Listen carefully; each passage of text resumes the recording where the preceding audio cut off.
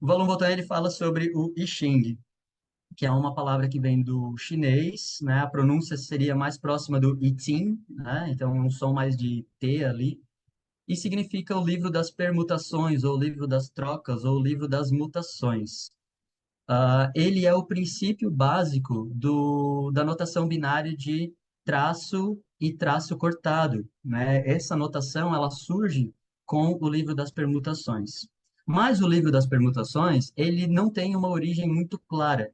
Ele é muito antigo, mas tem vários mitos sobre a sua origem e eu vou contar um deles para vocês.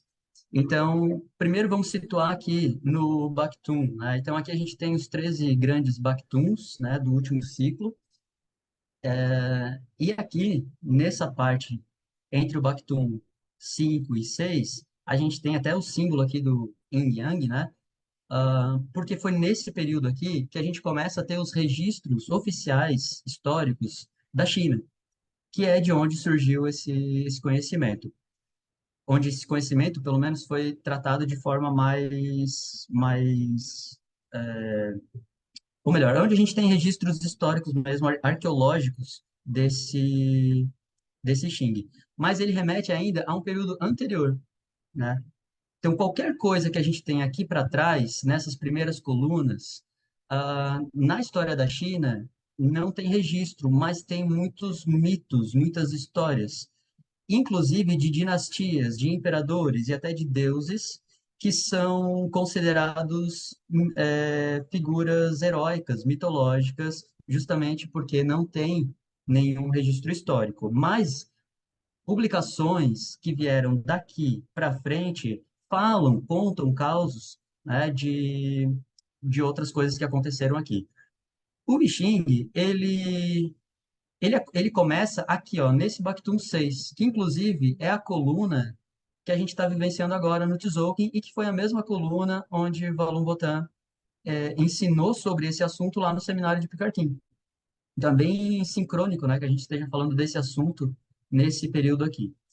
Então, é datado, mais ou menos, que a origem do I Ching tenha começado nos dois primeiros Bactuns aqui dessa história.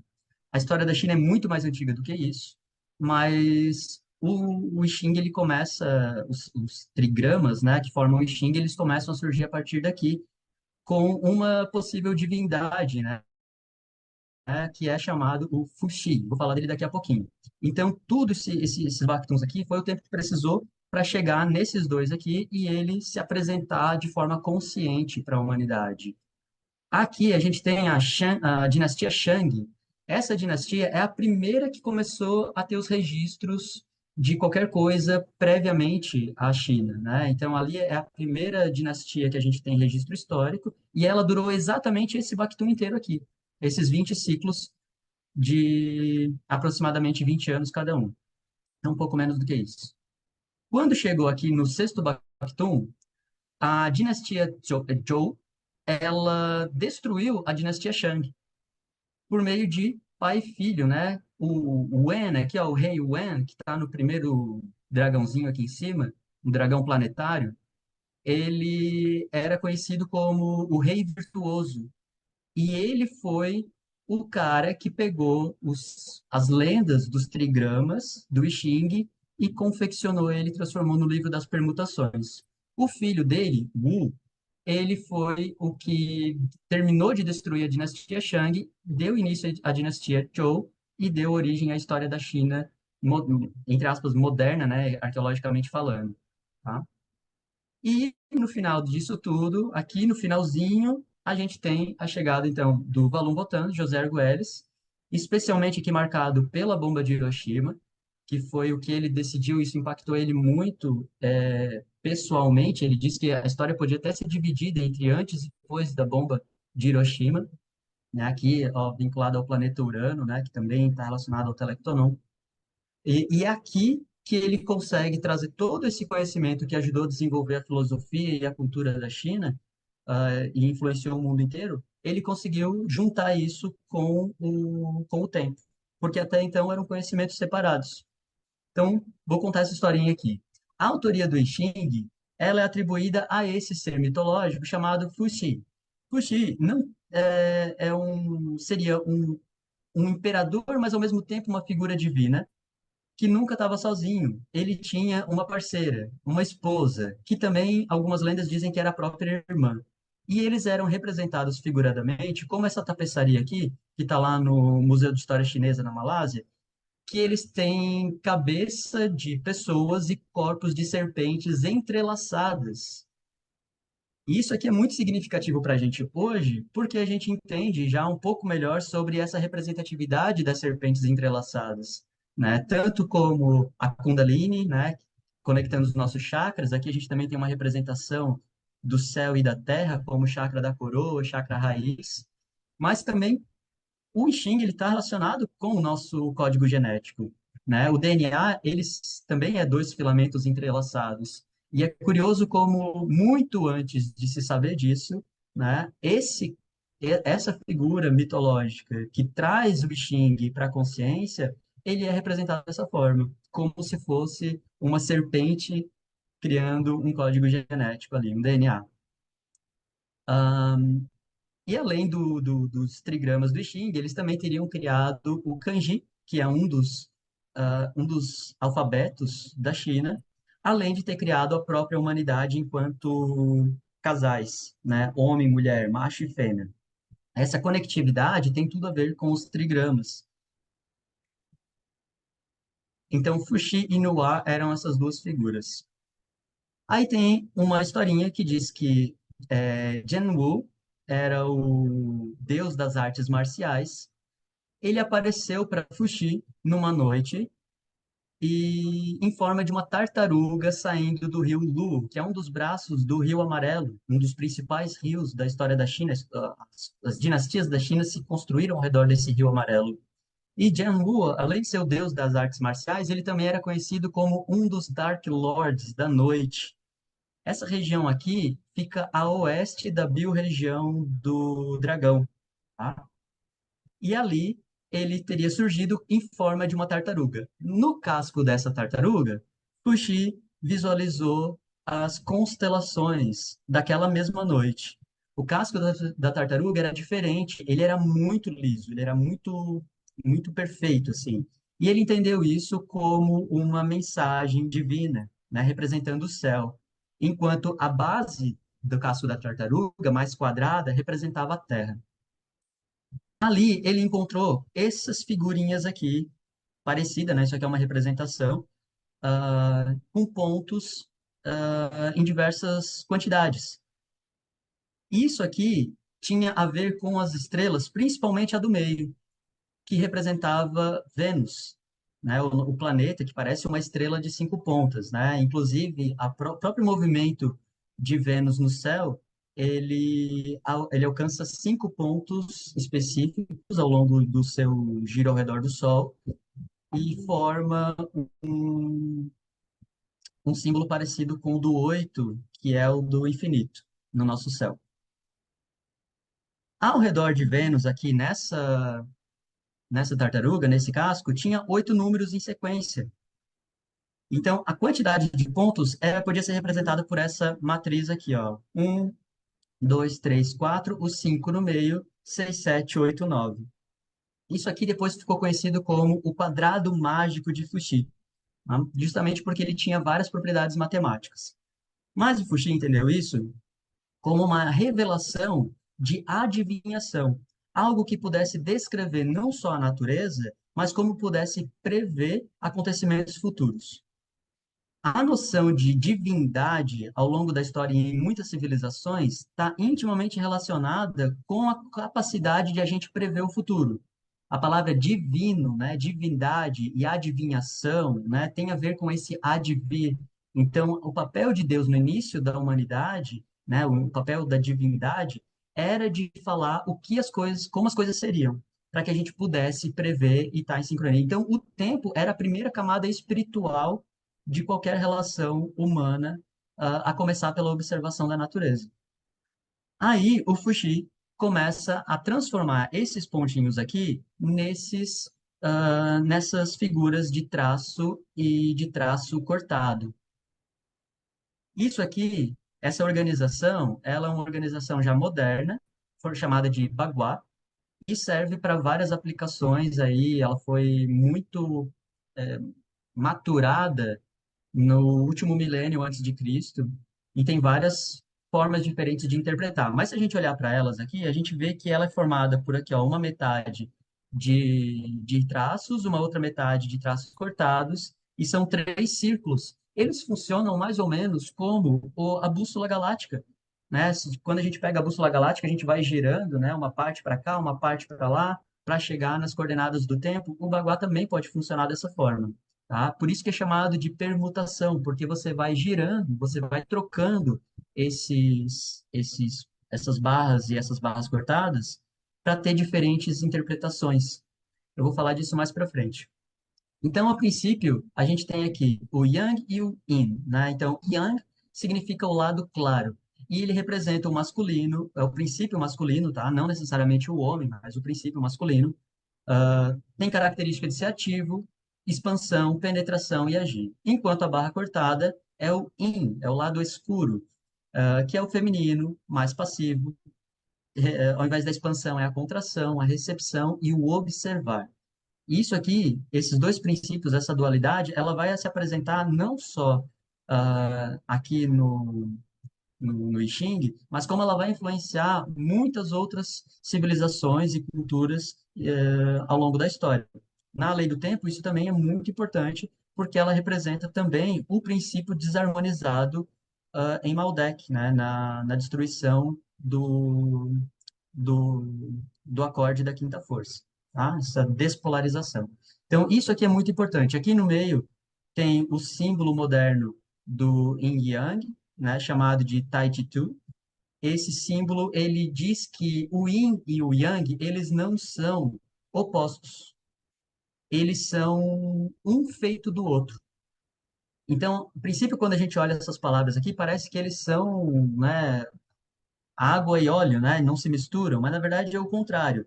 Dentro do Yang existe o Yin e dentro do Yin existe o Yang. Ou melhor ainda, o Yang é feito de Yin e o Yin é feito de Yang. Então, essa permutação, essa forma de enxergar o escuro dentro do claro e o claro dentro do escuro, é o que vai permitir que a gente consiga olhar para o Xing e entender suas relações com o tempo, com a natureza e, claro, com a nossa própria mente. Tá?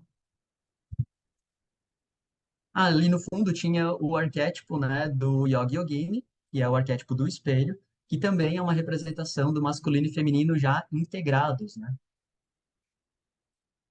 Bom, com isso, Fuxi organizou essas notações da seguinte forma. Ele codificou os três princípios femininos, Yin, e criou o Yin puro, chamado de terra. Enquanto o céu aqui, ó, o masculino puro, Yang puro. E aí ele chamou isso de pai e de mãe. Então, o pai era o criador, o forte, o ativo, a mãe era receptiva, maleável, dedicada. A gente consegue fazer um paralelo até com os chakras, né? O chakra da coroa, o chakra raiz e várias outras interpretações. Eles são opostos porque a gente tem aqui três yin e aqui três yang. Isso vai acontecer com os outros também, ó. Aí ele chamou de a filha mais velha e o filho mais velho. Ó, yin, yang, aqui é o contrário. Yang, yang, yin, inverte, né? Então, é como se o filho mais velho fosse o oposto da filha mais velha, ou melhor, fosse o oculto, o lado oculto dela. Então, o trovão desperta e movimenta, e o vento é suave e penetrante. A gente consegue também fazer uma relação com a lei do tempo quando a gente tem a tempestade, né, a tormenta, sendo oculto aqui do vento, né? Então, eles têm essa relação oculta também. Depois, a gente vai ter o filho do meio e a filha do meio, né, que é o fogo e a água. O fogo representava a luz, enquanto a água representava a escuridão, o abismo, né? Falava-se da profundidade dos oceanos. Então, isso tinha uma relação oculta também. E depois o filho e a filha mais novos, quietude e mobilidade no masculino, e a filha era a alegria e a juvenalidade, o lago. Então, montanha, né, mais firme, o lago mais maleável.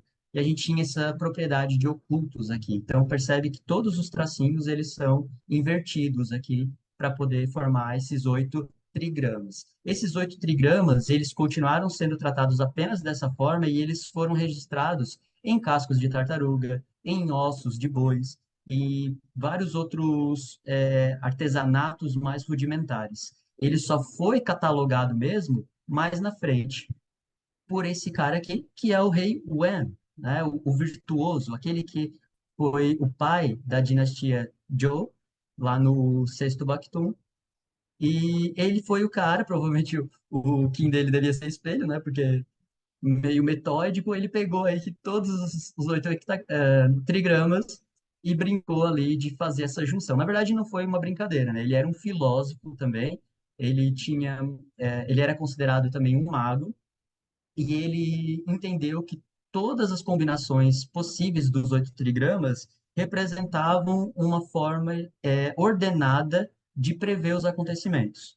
Tanto acontecimentos de clima, quanto os acontecimentos espirituais e os acontecimentos sociais, ou seja, invasão, de outros povos, fomes, pestes, enfim, tudo isso. Então, dominar esses trigramas, né, conhecer a sabedoria do Fuxi, que era chamado de o Deus original, permitia que eles tivessem mais serenidade para poder começar a dinastia deles, né? Inclusive, foi a partir desse conhecimento que se desenvolveu mais para frente a arte da guerra, né? Então, por exemplo, eu tenho aqui um livro chamado Os 36 Estratagemas da Manual Secreto da Arte da Guerra, né? Que fala como o I Ching influenciou as estratégias de, de guerra mesmo, né? Que foi escrito pelo Sun Tzu e influenciou bastante também a inteligência militar desses povos. Então, aqui a gente tem várias construções, nenhuma é igual à outra, e todas elas têm um significado espiritual diferente. Paralelo a isso, Valon Votan, ele já estava ciente do I Ching, e ele também estava ciente do código genético e dos 64 códons do RNA. Então, aqui, ó, a gente tinha 64 combinações, permutações dos trigramas do I Ching. Mas também tinha esses códons do RNA. Então, ele sabia que os dois tinham uma relação, mas ele só não sabia como que isso se relacionava com a lei do tempo. Então, o código genético ele foi decifrado há pouquíssimo tempo, foi ali ó, nos anos 60, por esses três bioquímicos dos Estados Unidos, o Marshall, que era uma mão planetária, o Robert, que era um cachorro espectral, e o Hargobian, não sei se estou falando o nome dele certo, era um macaco harmônico. A soma dos três Kins deles dá estrela cósmica, que é o Kim do roubo do tempo, né? O fim do Castelo Amarelo, que deu origem ali, que deu a passagem, o voo para o Castelo Verde do Bactum do esquecimento, né? Dos nossos poderes telepáticos. Enfim, eles decodificaram o código genético. Então, eles perceberam que havia uma série de combinações que formavam o DNA e o RNA. Quando a gente fala que os códons codificam o DNA, na verdade, eles não codificam o DNA, eles codificam o mRNA. Então, tem uma diferença, tem bastante diferença dos dois. E é importante a gente saber disso para não, às vezes, perpetuar a desinformação. Então, o DNA é o ácido desoxirribonucleico. A função dele é armazenar material genético hereditário, ou seja, aquela informação que tem no teu corpo que vai passar para o seu filho, para o seu neto, etc., é no DNA que ele está mantido. A função dele é manter. Ele é composto por duas fitas de nucleotídeos, que são essas duas fitas aqui entrelaçadas. Os nucleotídeos são esses tracinhos aqui pintados, que são a adenina, a guanina, a citosina e a timina, tá? Já o RNA, e o DNA, ele só está no núcleo da célula. Já o RNA, ele pode estar em qualquer parte da célula. Ele funciona como, ele tem diversas funções, diversos tipos. A função dele, uma delas, é traduzir o DNA para o ribossomo converter em proteína, pegar aquela informação e transformar em proteína. Então, o RNA, esse é o que tem os 64 códons, não o DNA. O DNA não forma 64 códons, o RNA sim. Então, tem vários tipos. O mRNA é aquele que traduz. Por isso, a gente pode dizer que os códons decodificam o DNA, tá bom? Ou seja, eles funcionam como um tradutor. O tradutor entre a mensagem dentro do DNA para o ribossomo. Tem outros tipos também. O RNA, ele só tem uma fita de nucleotídeos. E são esses nucleotídeos que vão ter uma relação com o I Ching. E ele é localizado em diferentes partes da célula. Então, os quatro nucleotídeos do mRNA, uracila, citosina, adenina, guanina, eles se combinam em pares de 3.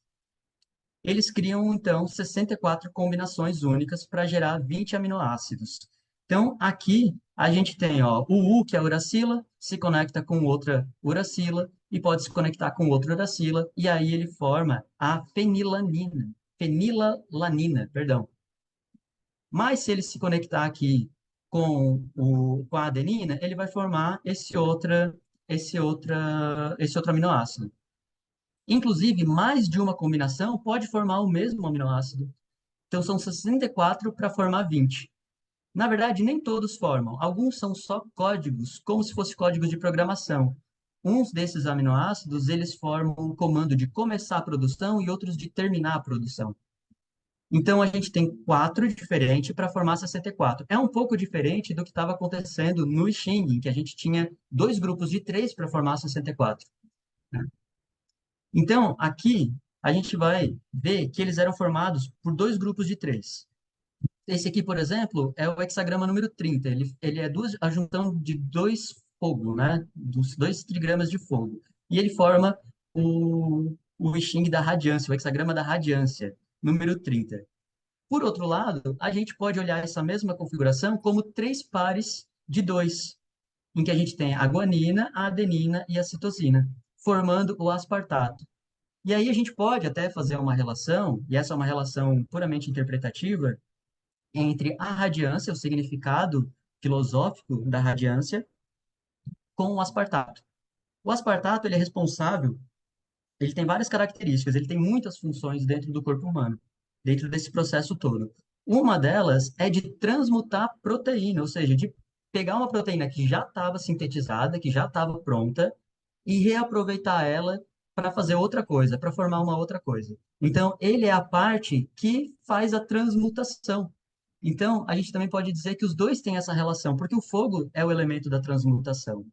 Uma das outras consequências do aspartato é criar a paixão, né? Lógico, tem um processo muito grande entre isso, mas ele tem a ver com essa coisa da queima, da paixão, do calor, tá? Então, a gente poderia até fazer uma relação. Essa relação, como eu falei, ela é interpretativa. O José Arguelles, ele já sabia que o I Ching poderia ser associado com esses quatro nucleotídeos. Então, ali, ó, Yang Yang forma a adenina, Yang Yin forma a guanina, Yin Yang citosina, não é a citocina, que é outra coisa,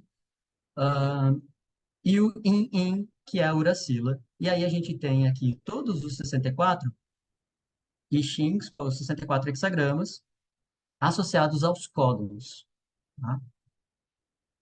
Ele já sabia disso, não foi ele que fez isso, tá, gente? Não foi ele. Ele já tinha outras pessoas que já estavam fazendo isso. Inclusive, tem muito estudo científico, tá? Pessoal do campo da medicina, das ciências da saúde. Se a gente procurar na internet, nos bancos ali de, de os bancos de publicação de pesquisa científica, de artigo científico, a gente vai encontrar muita correlação entre I Ching e código genético.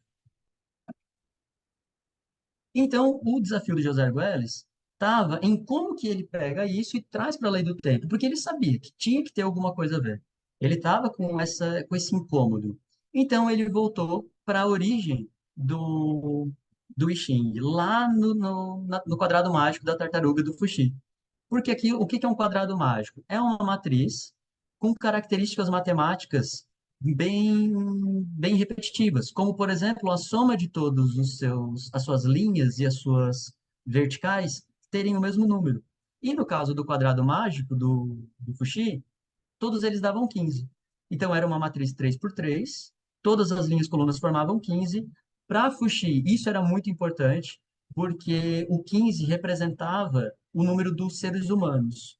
Inclusive, está nas nossas mãos. Então, a gente já aprendeu a lei do tempo, né, que a gente tem é, os 20 dedos representando os selos, a gente tem também aqui os 28 dias da lua, né, representados por esse espacinho da mão, mas a gente também tem 15 principais articulações. Então, aqui, ó, 1, 2, 3, 4, 5, 6, 7, 8, 9, 10, 11, 12, 13, 14 e 15 é esse meio da mão que permite a evolução o destaque, né, dos seres humanos na evolução, que é o polegar opositor.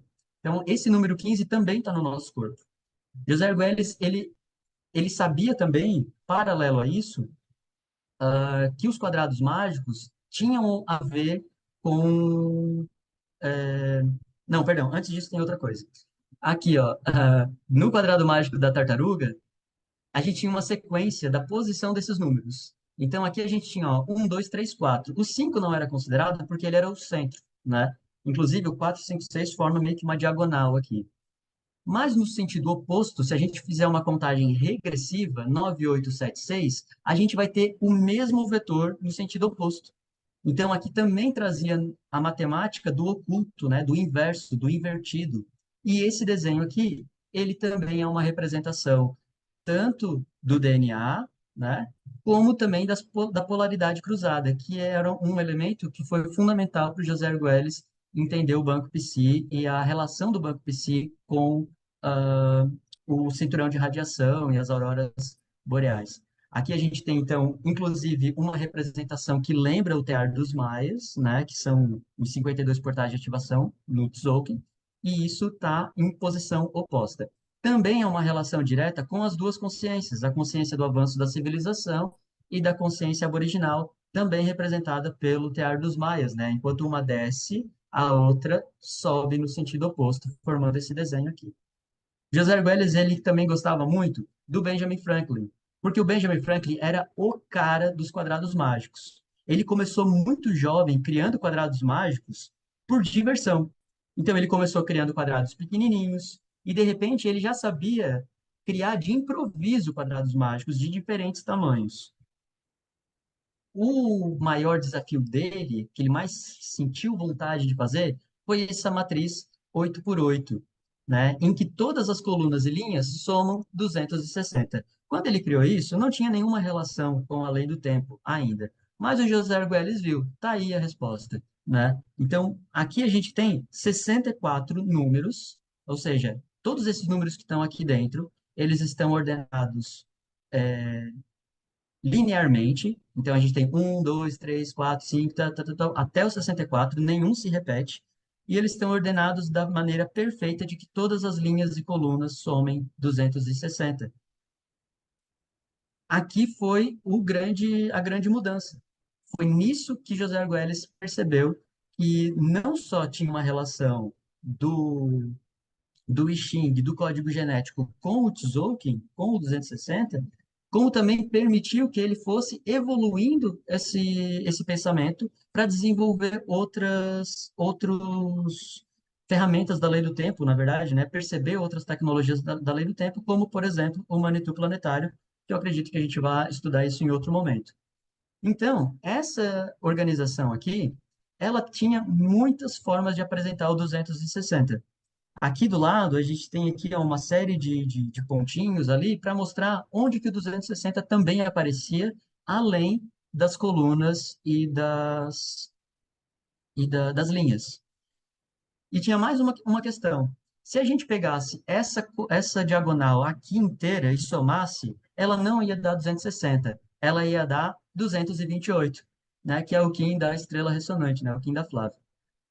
Nessa outra diagonal aqui, também não dava 260, dava 292, que, se eu não me engano, é o humano rítmico.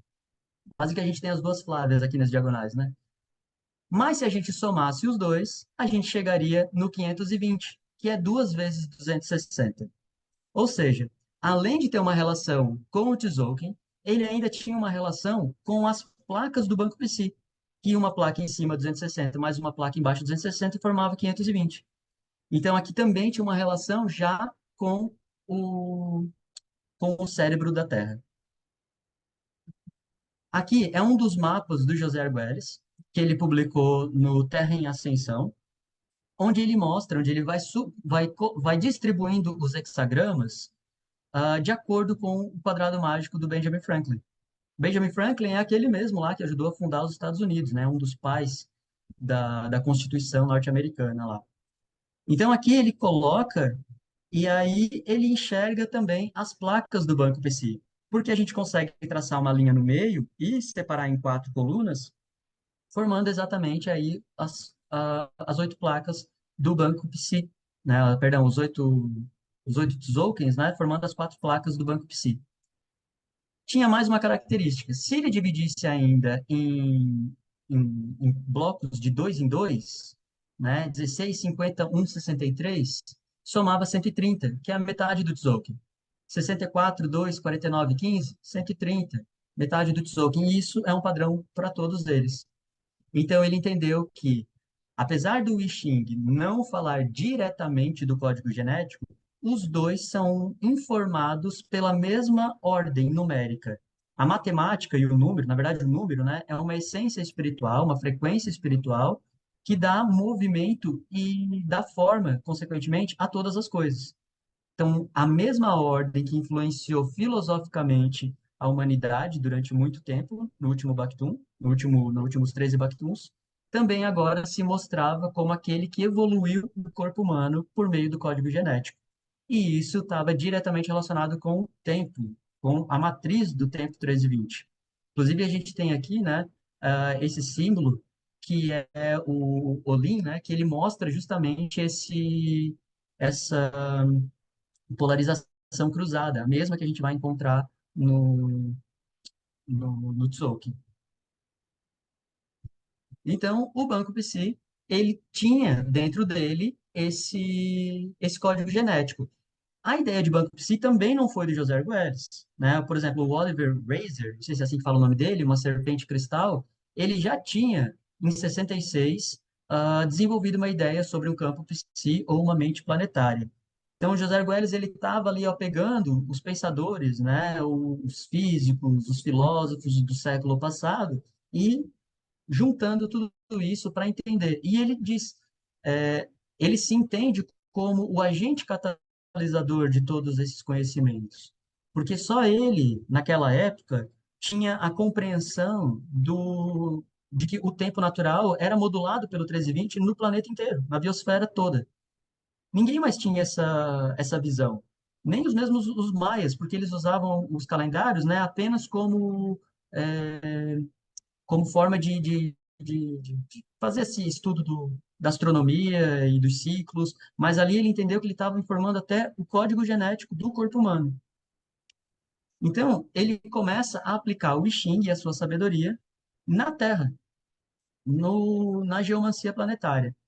O próprio Fuxi, ele já tinha separado lá nos trigramas qual que estava relacionado ao norte, ao sul, ao nordeste, etc. E o José Arguelles, ele colocou isso. Inclusive, aqui no canto, ó, desse mapa, tem os nucleotídeos ali do DNA, do RNA, perdão, tá?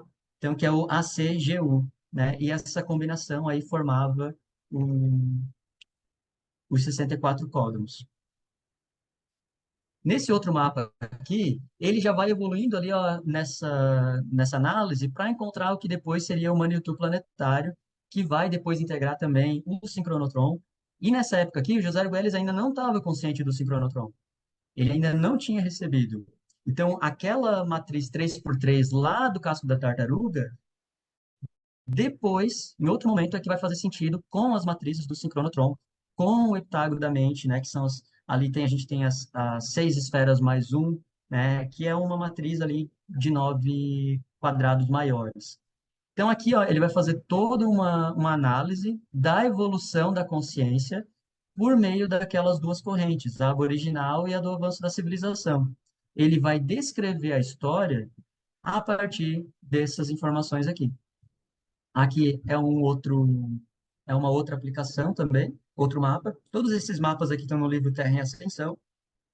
São obras de arte que o aluno criou, né? E para cada uma delas tem explicações lá no livro. É muito,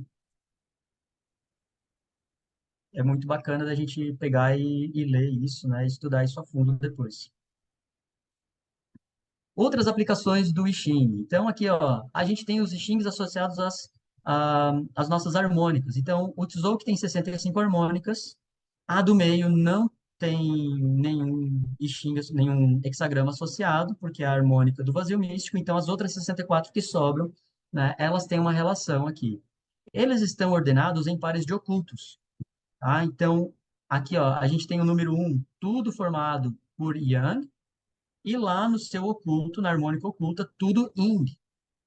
Depois aqui, ó, o 43, Sol de cima é Yin, depois tudo Yang.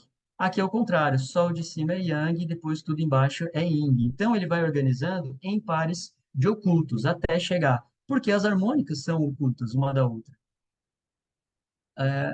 Outra coisa é que essa ordem aqui, ó, um, dois, três, ela também, ela não está organizada conforme o quadrado mágico do Benjamin Franklin. Ela está organizada na sequência do Rei Wen, lá da dinastia Zhou. Tá? Foi ele que organizou nessa sequência e esses são os números que a gente encontra aqui. Então tem muitas relações. Outra relação que dá para fazer do I Ching é a posição delas na zona de transformação do Tear dos Maias, que é essa parte aqui, ó, dos portais de ativação galáctica. Ela se encontra aqui. Foi aqui que José Argüelles acomodou essa tabela 8 por 8, não considerando a coluna mística.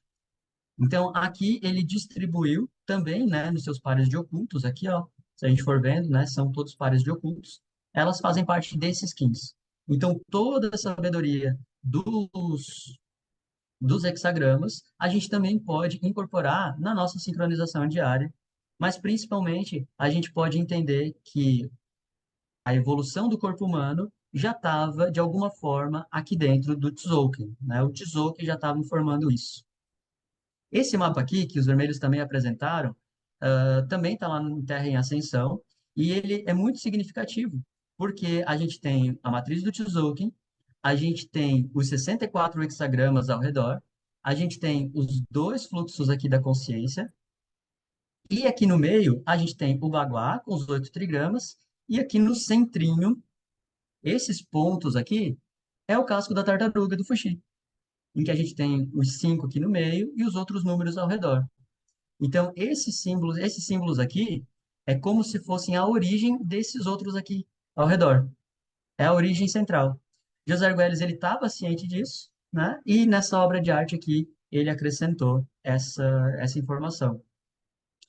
Tudo isso para dizer o quê? Que a evolução do planeta, desde o seu estado pré-consciente, ou seja, desde a parte em que apenas a matéria estava se organizando, até a gente se tornar consciente de que estamos conscientes, né? Até a consciência metafísica, esse processo ele todo era uma função do tempo e, inclusive, a arte. Então ele vai fazer um relato, uma carta chamado Relato para Terráqueos Desesperados do Passado, ou seja, todas as pessoas que estão na Terra. Nesse relato, ele explica o que que é a arte e por que que toda essa evolução do planeta é para gerar esse estado consciente de arte. Na verdade, ele diz que a arte também, né, é uma evolução biogeoquímica do planeta e que é inevitável para que a gente alcance o estado da consciência planetária desperta. Então, ele pontua 6 características da arte. Primeiro, a arte é uma função da energia. E a energia é fatorada pelo tempo. Então tem uma relação intrínseca aqui, né, matemática. Não há arte genuína sem transformação do eu. A arte não satisfaz a ambição individual, mas busca a unificação estética coletiva. A arte integra a energia do passado e a visão do futuro, ou seja, são as duas correntes, né, se cruzando no tempo presente. A arte é uma rede planetária vital para o funcionamento integral do ser humano. A profunda natureza espiritual da humanidade é a bondade pura e a capacidade de transformação. Ou seja, a arte não é uma consequência das nossas relações sociais meramente.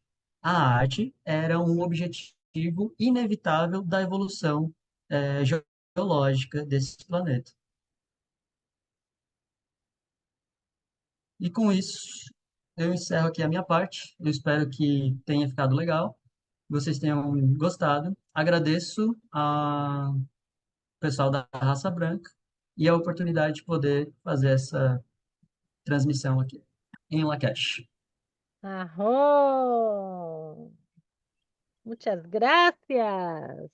Que bom, DJ, você já adiantou metade do módulo 5 com essa tua explicação aqui.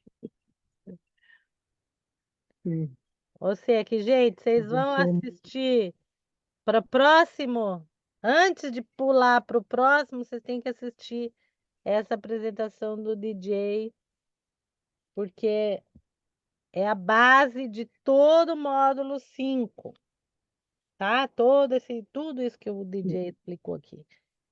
Então, muito bom. Gratidão.